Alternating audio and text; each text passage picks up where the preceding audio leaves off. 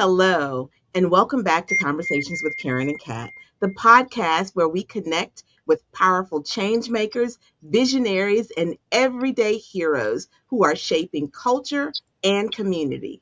Today, we are joined by Dr. Erlange Elisme, sorry. She is a behavioral health consultant, trauma-informed leadership strategist, author, and founder and CEO of Elisme Consulting Services. For more than 30 years, Dr. Elisme has worked at the intersection of behavioral health, education, and leadership, helping organizations build healthier workplaces and stronger communities. Her work reminds us that behind every behavior is a story. Behind every resilient leader is a human being, and behind lasting healing is the power of community.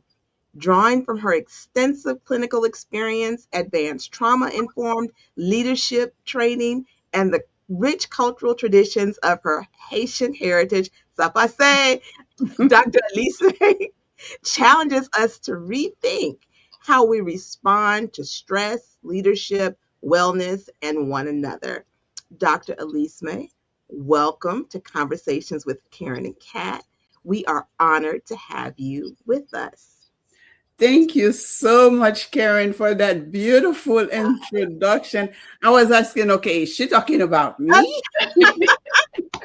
So, Dr. Elisa, before we get into the nitty gritty, we would be remiss if you watched any of our episodes. You know that Kat and I, particularly Kat, are big proponents of mental health and mental health awareness. And July is National Minority Mental Health Awareness Month, which is dedicated to destigmatizing mental illness and addressing the unique mental health struggles and systematic barriers faced by racial and ethnic minorities.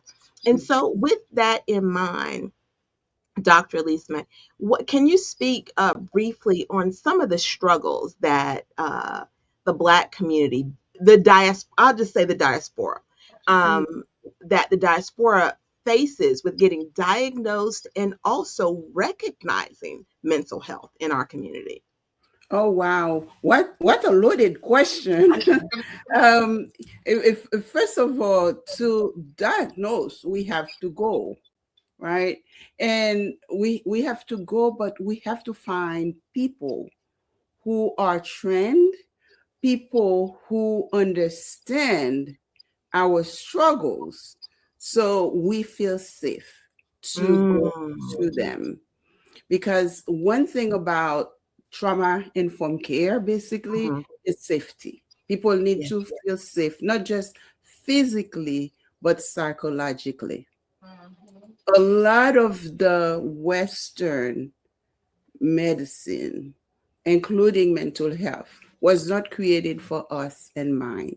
Mm, So, because of that, many of us hesitate to go to see someone and just to speak to someone. Now it's increasing, it's getting better, because many of us now are in the field, but still it's really hard. So when we're talking about mental health in the diaspora, mm. we have to talk about generational trauma.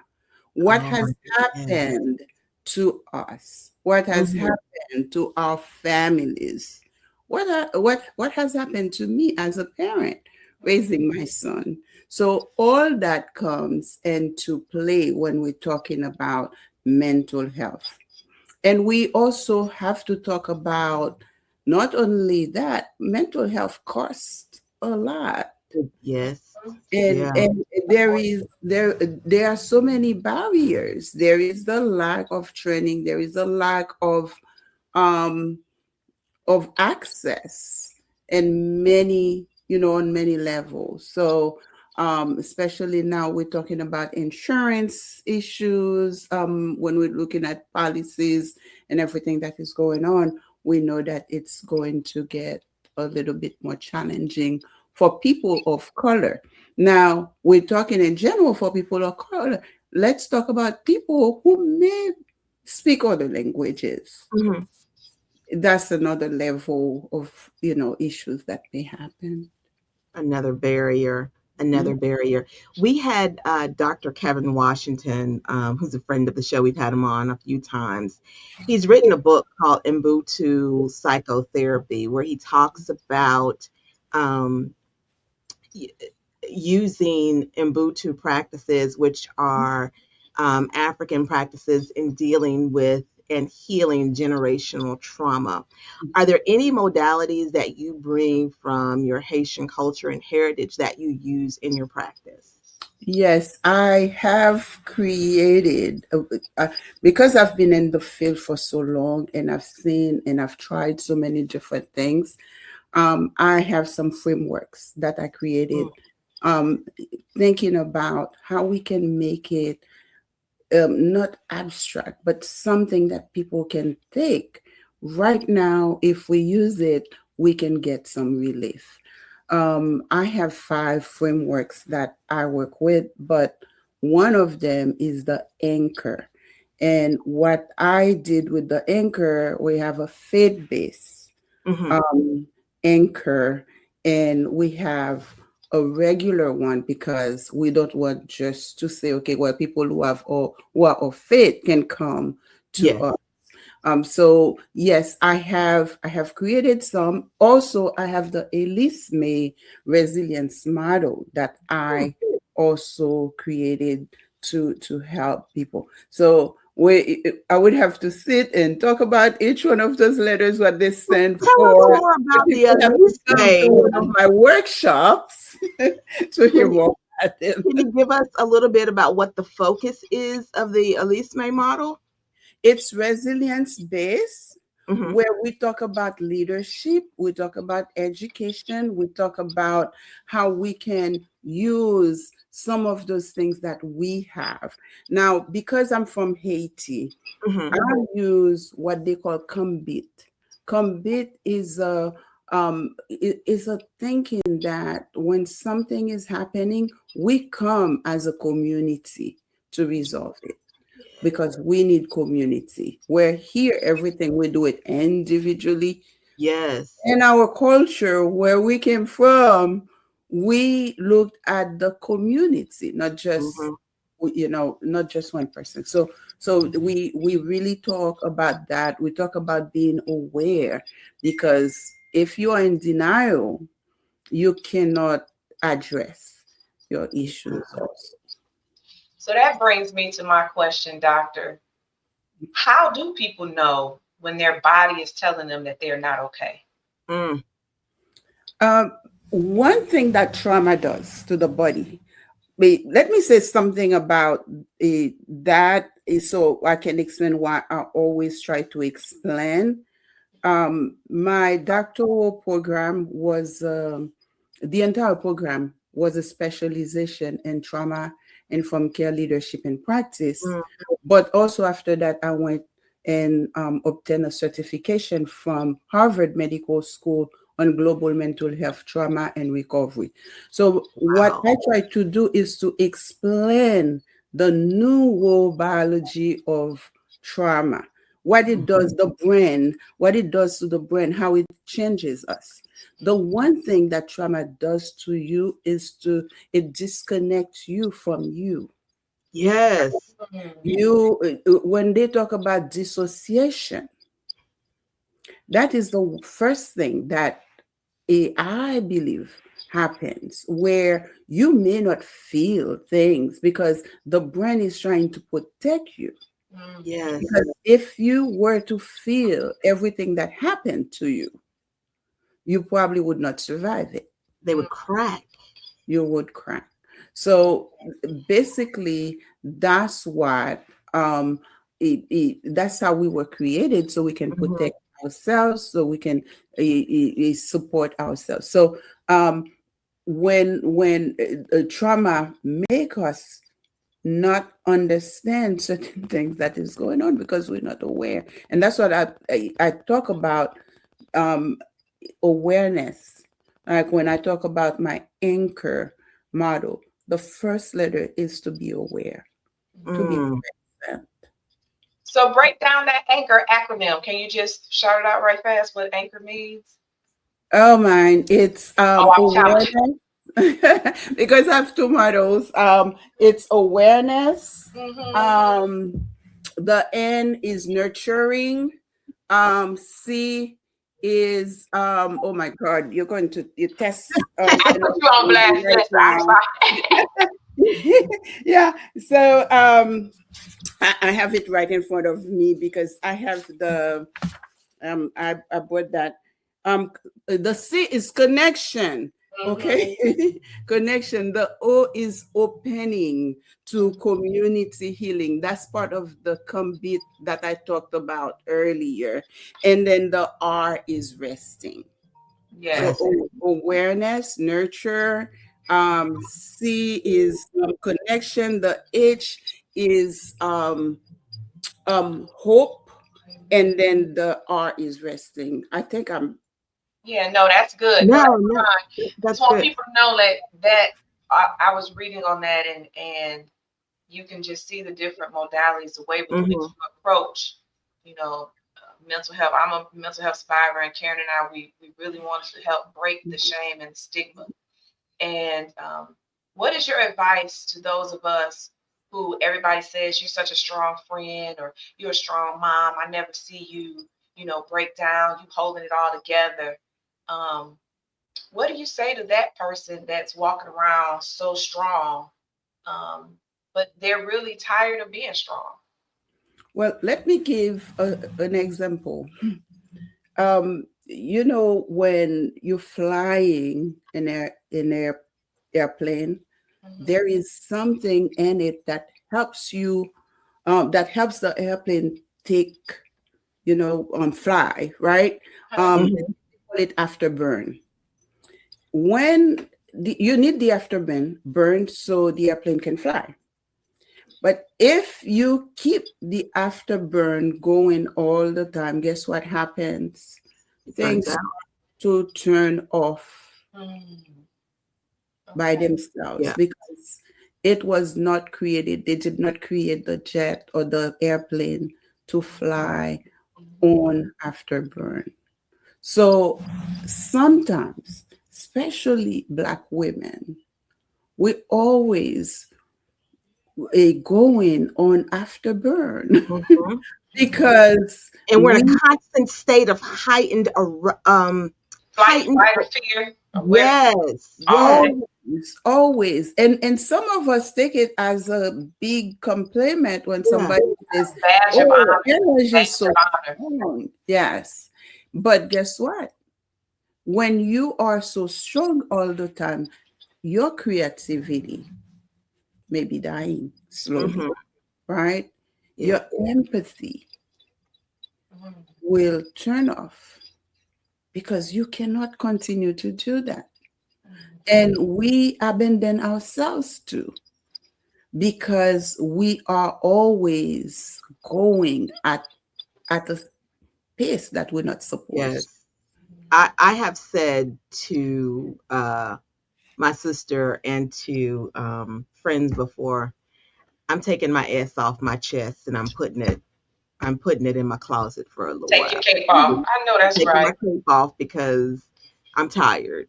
Yes. I'm tired. And for some of us, we have never been given the space. When I say some, I mean I'm speaking of Black women. Mhm, We have never been given the space or even the luxury to be able to just sit down and collect our thoughts, feel what we're feeling, grieve, or mhm, grieve the end of a relationship, grieve the loss of a person, because you got to get up, you got to keep on going, you got to keep on doing, you got to get up, get those kids together, you got to get up and get your Survival husband together. mode. And Survival mode. we're always in that. and mhm, and I have learned as I've gotten older that sometimes I just need to sit down and be, mhm, and just do nothing, and be responsible for nothing but mhm, just feeling whatever it is that I'm feeling. mhm. And we need to be honest with ourselves Mhm. because a lot of times and it could be because of the lack of awareness that I talk Mhm. about, but because we want to show to people that we are stronger Yes. than we were made to be. Yeah. You know, the reason Strong we are black woman. strong is because the brain says, if you don't do that, you're not going to do this. You know, because we learned it generation ago. If we as when we were enslaved, if you don't work from morning to whatever time, you might die, and you're always ready to do something. So Yep. guess what? Mhm. Our parents just pass it on to us Mhm. unknowingly. It's not because they were the bad parents, it's just that they don't know and they That they pass it don't know. to And us. I think about my house wasn't this way, but I knew some of my friends growing up, like their parents didn't want them just sitting down doing anything. Like they couldn't just be Busy. still. You had to be Yeah, busy. they had to be busy. And if Yeah, you're not busy, you're not productive. you're not Yes. productive. So, and girl, you just hit the nail. I have so many questions, and God is so good because I literally, as y'all talking, I'm like, man, I want to know about that. I want to know about that. Because we walk around with trauma, generational trauma, and I just was talking about this. Mm. And you have to learn how to forgive people who hurt you because they was carrying generational trauma. Mhm. Man. Mhm. So how do you honor your family's strength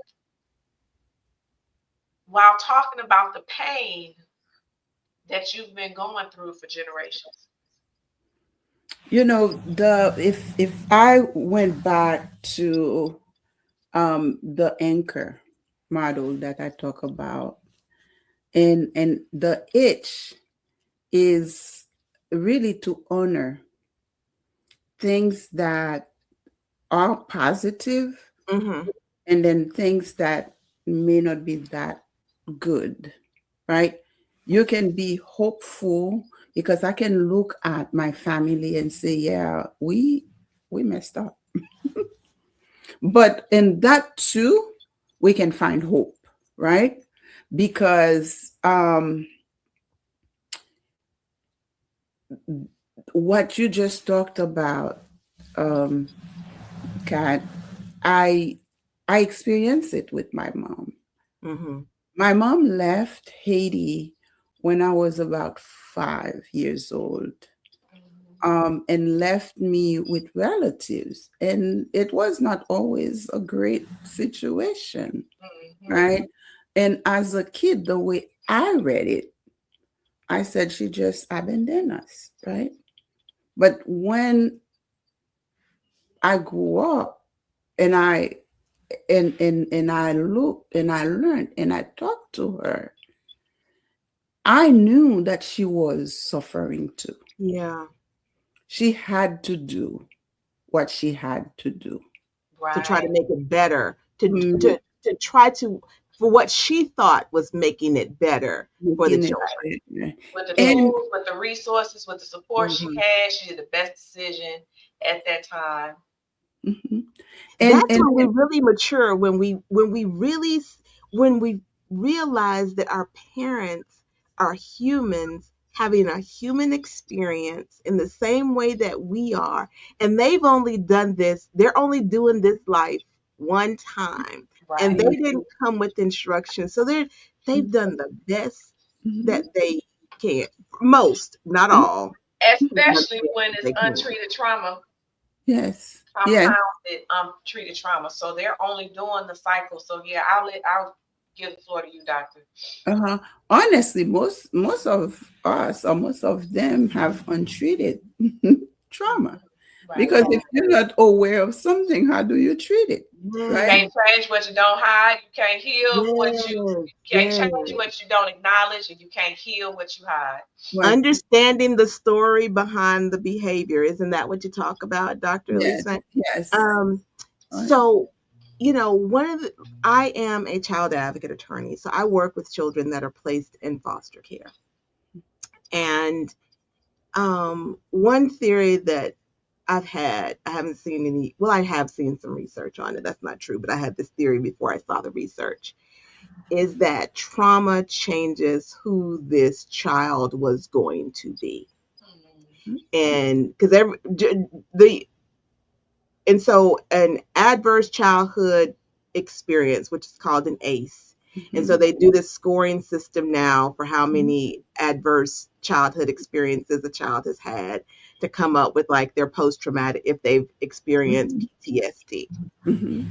But I've often thought over the years, and now research has backed it up, that the trauma that children have gone through can change the trajectory of who their personalities were going to be, who they were going to be. Because a child who may have been very open and loving and talkative, if they've been abused, they may then become withdrawn and afraid to deal with other people, to experience new people, that they may become afraid.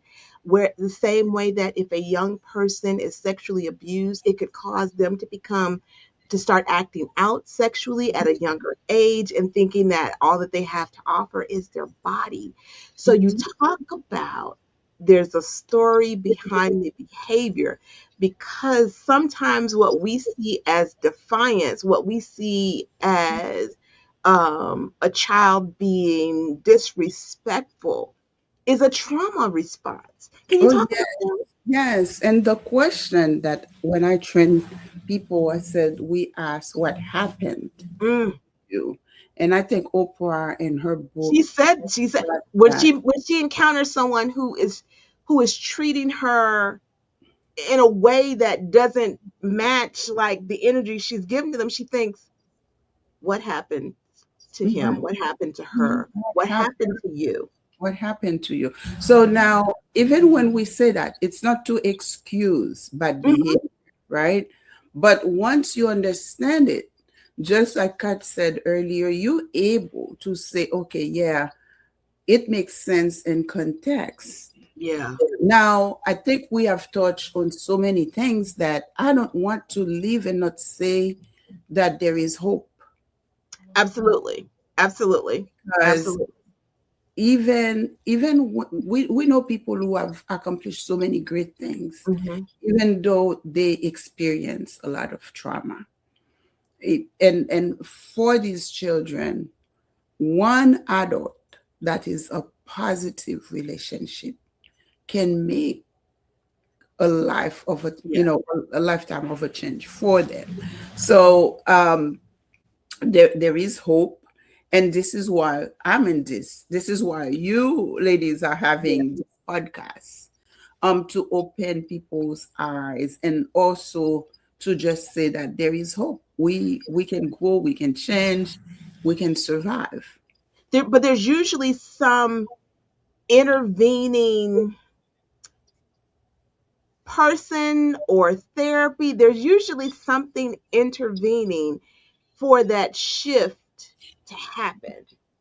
That's what I have seen. So Ye- either it's when you've gone through some traumatic experience, either you're coming in contact with someone who helps you see things differently, or you're going through therapy that you have um, learned how to react to how to respond when a traumatic thing comes up, instead of acting out, instead of lashing out at folks. You've learned the tools, you've been given those things. So you're there is help, Yeah. but I think that there has to be an intervening something or someone that makes that difference. mhm. And my argument for that is Mhm. that it's true, but sometimes the person that helps, maybe just a regular Right. person Yeah. that is committed to you Yeah, as yeah, a human being. absolutely, To add absolutely. to that, Hmm. my girlfriend was one of the ones that said, "Yeah, girl, you need to cut that out. I think you need to get some help." So you're absolutely right. It wasn't a trained professional. It wasn't Hmm. someone that had all these letters behind their name. It was just someone who close enough to you that can say, "Wait a minute, something's not right." Something's not Right. right. Um, Hmm. So I will say, It could be a trusted adult in a young yep, person's life yep, that show that a it's mentor. someone who's not going to hurt them. It's someone that is safe, that they can talk to, that they, can confide in, and that, so it doesn't have to be a trained professional, Mhm. but usually what I've seen is that there is something or someone Some that type of has made a connection. difference, that has made a connection with that Mhm. person. Um, Now, Dr. What's up? Go ahead. now having a trained professional is helpful a lot, right? Absolutely. But I'm saying when there isn't one healthy relationships, not just any Yeah, relationship, yeah, yeah. Healthy. healthy, safe relationship, Mm-hmm. do make a difference. You were saying yes. I will say having a professional, because even I'm a huge, big mental health advocate, as you can see, as my girlfriend called me a warthead. I do cry, and I'm proud. Yay, it's healing for me. That having a culturally competent, licensed professional along your journey for me made a huge difference, because Yeah. having a conversation with someone who can't relate to you may know all the things about my trauma or that textbook, but when you get to my day-to-day stresses, like what Karen talked about earlier, just coming up in a Black community where we're taught, because of all of our post-traumatic slavery Mhm. syndromes and all those things that just inherently come down from generation to generation. If you don't understand what my day is like just to get up and go to work, to feed my family with redlining and discrimination and sexism, ageism, and all these other things, you have to address that too, because that's traumatizing every day in and of itself. So Mhm. one of my questions to you, doctor, is the myth about resilience. What Mm. is something that you wish people would stop repeating when it comes to resilience? Mhm. One thing is that we need to be resilient because we go through so much, right? Mm. Other people don't have to use that word all the time, but we use it all the time because we're so comfortable in the pain that we've had. We've been dealt. A lot of it was dealt to us. Yes, resilience is a good thing, but we need to think about creating environments where people do not have to always be resilient, because Mm. in order for you to become resilient you have to have gone through things, right? Yes. So what are we doing in our policies? What are we doing um in my life as a mom, so my son doesn't have to be that? Resilient. Well, yes, we it's a good word, but Mhm. Mhm. we need to put it in quotation mark, in my opinion. Because when we're resilient, we really are just high functioning in our High, dysfunction. high functioning in our dysfunction. Yes, Facts. That's yes. that really is what it is. Mhm. Uh, You work well under stress. yeah, and that's crazy, right? Mhm. Yeah. So Dr. Lisa, what drew you to this work? What is your why? We always ask people that. What is your why for this My work? why, I told someone it's because um, I had lived experience Mm. of my own trauma. Hmm. And many of us who come to this field, we come to undo certain things. And sometimes we don't even see ourselves. We see other people that we're trying to fix. But Mhm. when we are aware, we start to realize, oh, okay. So that is my why. Mhm. Um, as an immigrant, when I came, I left my home, I left my school, I left my community. Many people believe that when people come from Haiti, they just come to a lot of wealth here. Well, Mhm. when I came, it was it was not the same, because I left a big home in Haiti and Mm. I came here to an apartment in what they call the hood. And I Yeah. did not understand that when I came. Now, a lot of people just say Haiti has a lot of poverty. Yes, there is a lot of poverty, but there was a lot of political issues. So many of us left all those relationships Mm-hmm. because we had. So that is one safe thing that I can say Yeah. right now. But that is my why. And the other thing is that I think that God has given me the abilities to really um, e- explain to people what what is happening in them. So I said, why not? Why not? Why not me? So, doctor, what does how does trauma manifest in our bodies? And can you tell us more about your workshop that you have coming up, the Body Whispers, Catch Burnout Before Resignation? Okay, there was a time when I worked and doing a whole lot, being a mom, being I'm a single mom because I divorced and and working in the field where you are receiving everything else that people experience, right? Mm, That's another level mhm, that we don't often talk about. And then I come, there was nothing left for me. mm, So I would go to work, get up because I had to go to work, but I sit in my car, mm, not want to go inside of that building. mhm, So that is one thing that people may not even understand what is happening, right?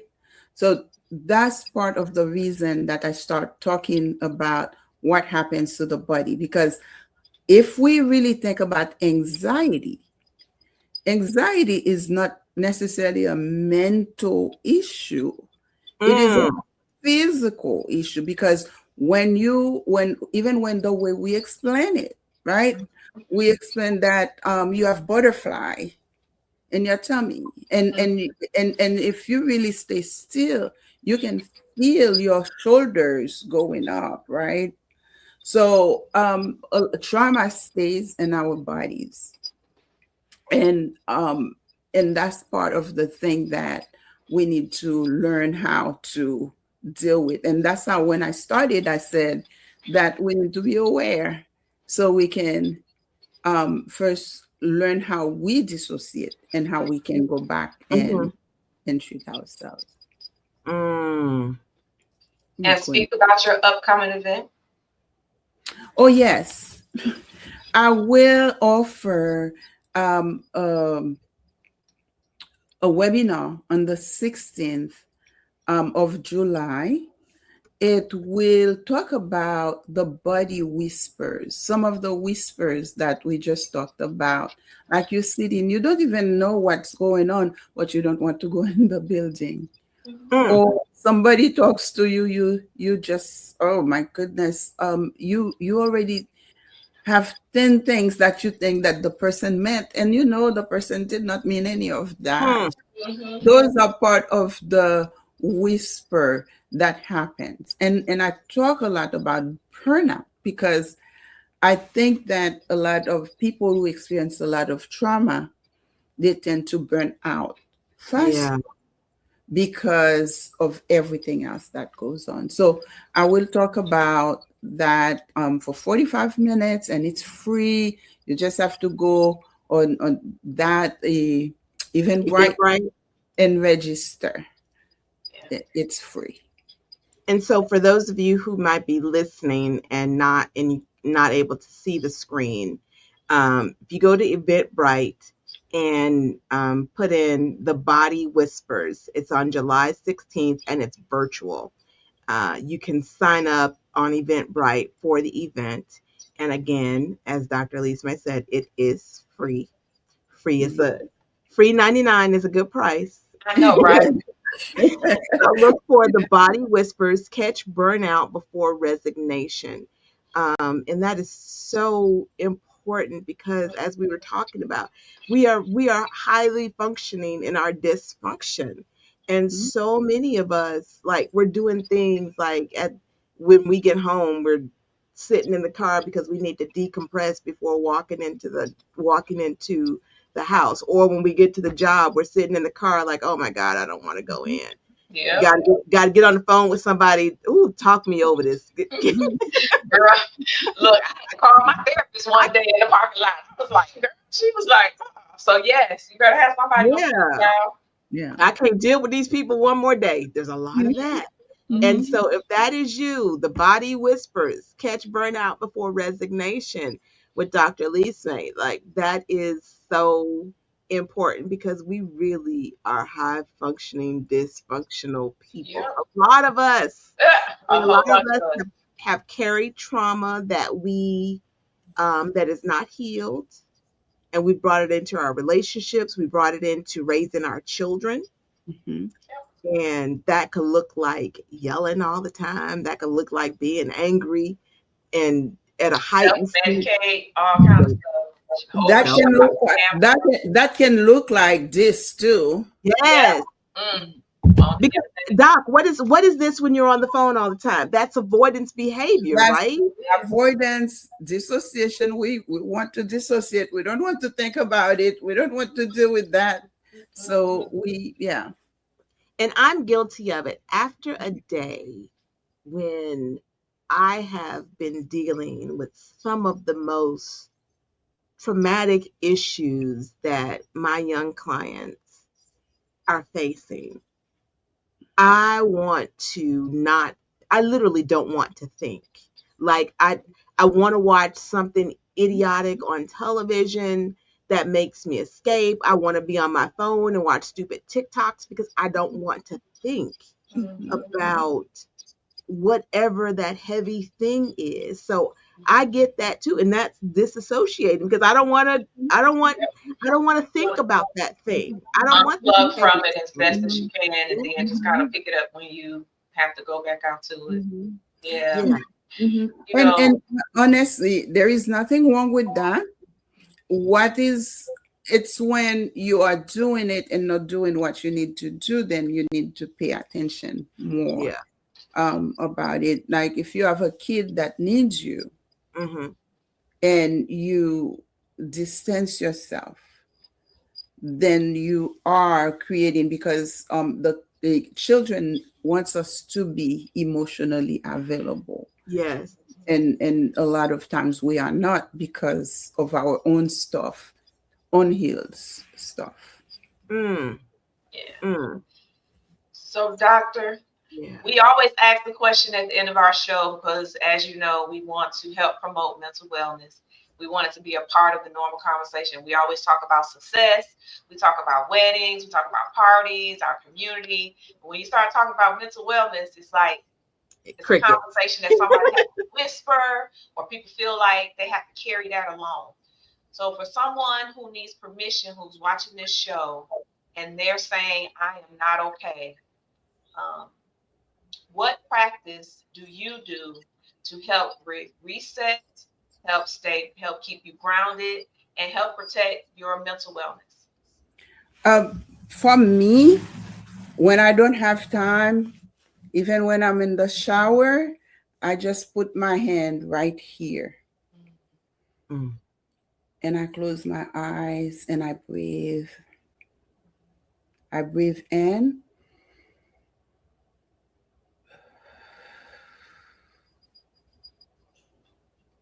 and I exhale. It doesn't take a whole lot of time, and it just helps you reconnect with yourself. Mm. I'm going to just say something because you asked about that. I wrote this book, Reclaim Your Sanctuary. It Reclaim your really, sanctuary. yes, it has some very short practices that are less than 1 minute that people can do to reconnect themselves. It's on Amazon. Okay. But it's on your website too, right? I see it on your website. Can we direct Yes, people to your yes, website? yes. It's on my website, Elisme Consulting Services.com. Elisme Consulting Yes. Services. We want you to get as much of that I know that's right. as we can. So we're gonna send people to your website. Okay, thank you. That's So You got .com. ebooks the out here the too. one on the website is a ebook, right? But if you want a hard copy, I only have it on Amazon. So Elisme Consulting Services.com to get your copy of Reclaim Your Sanctuary by Dr. Erlange Elisme. Yes. Um, so that this was a very important conversation. Absolutely. And if our listeners are interested in learning more about your work, Dr. Elisme, how could they contact you? My email address is Elisme, just like my last name, Mhm. Elisme at Elisme Consulting Services.com. Okay. My phone number is 678-595-6446.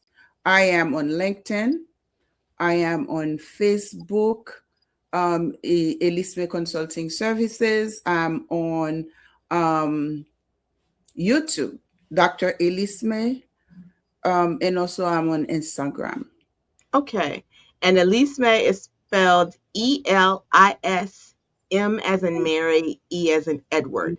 And that's Yeah. Elisme at ElismeConsultingServices.com. And again, Dr. Elisme's phone number is 678-595-6446, and the website is Elisme Consulting Services, and you can also find her on YouTube and IG. Just look up her name, Dr. Elisme. Thank you so much. This was a great conversation. It really, and an important conversation during National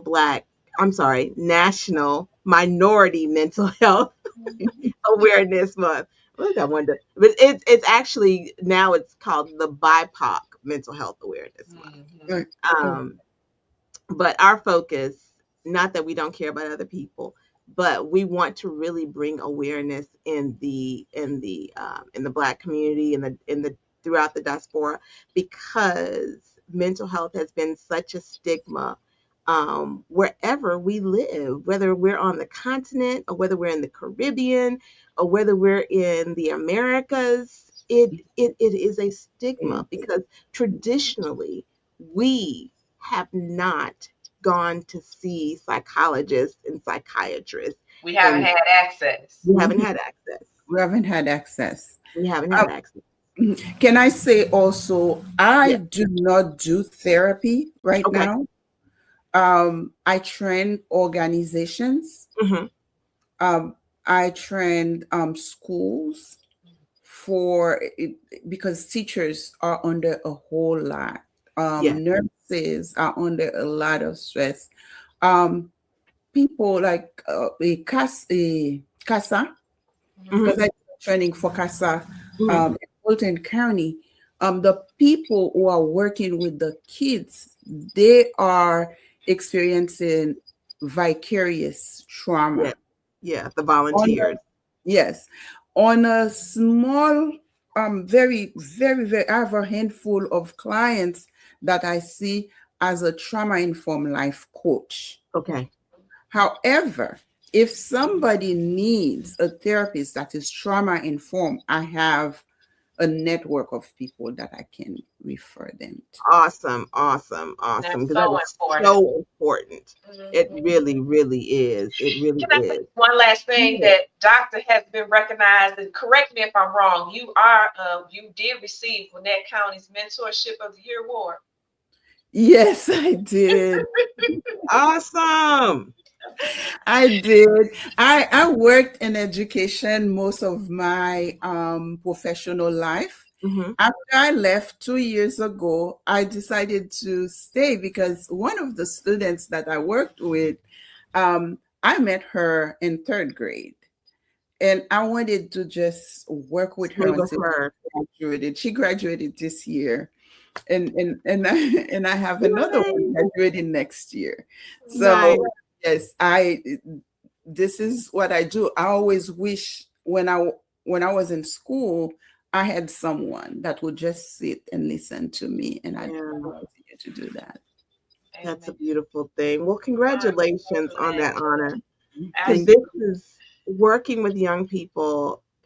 is not something that everybody can do, and it's not something that everyone should do. Facts.